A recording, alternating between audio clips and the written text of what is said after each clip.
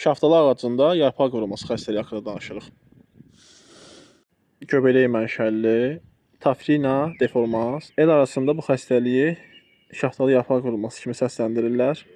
Baxın, yarpaqların rəng dəyişməsi baş verir, yarpaqlar qıvrılır və nəticədə ağaca ciddi ziyan deyə bilər və hətta ağac məhv ola bilər. Əgər xəstəlik hal-hazırda müşahidə edilirsə, bunun ən yaxşı yolu xəstəliyə sirayətlənmiş yarpaqları yığmaqdır. Yaxşı olar ki, sulama və gübrələməyə nəzarət olunsun.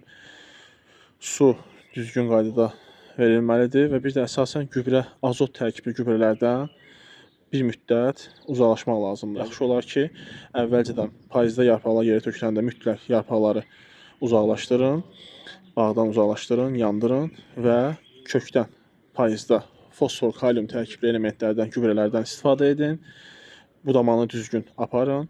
Tumurcuqlar şişənə yaxın, ağacda inkişaf başlayanda yazın əvvəli və ya erkən yazda tumurcuqlar şişəndə mis sulfat tərkibli, məsəl üçün bordodan və ya kosaitdən istifadə etməyiniz mütləq vacibdir. Ziram preparatından da istifadə etməyiniz mütləqdir.